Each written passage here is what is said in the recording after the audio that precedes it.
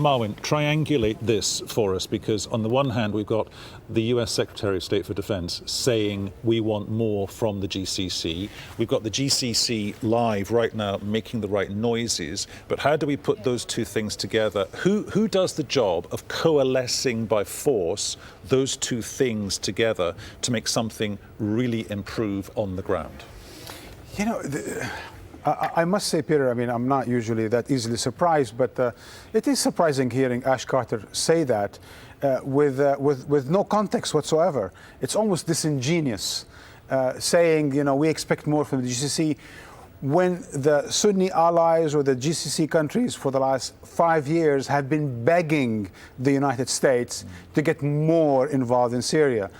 In fact, Saudi Arabia started to act in Yemen after they felt betrayed by the United States after the chemical attacks, when the US said that's a red line, and they still did not intervene. When the Syrian people were left unprotected, no-fly zones, no safe havens, and so on and so forth, and the Syrian regime continued to bomb. Now, who could take on such a job? Certainly not the GCC. They might have some advanced equipment, but the only country in the world, really, that is capable of imposing that kind of a no-fly zone that we've seen in Iraq, imposing something like that in Syria, or carrying the kind of campaign that we've seen in former Yugoslavia and so on and so forth, is the United States.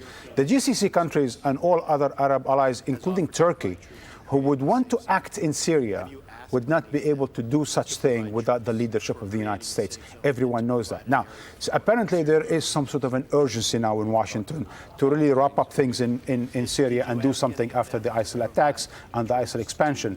Well, maybe this is another way by the United States to get people on board, because maybe the US now is more interested to do the job. Marwin, as ever, many thanks for joining us here.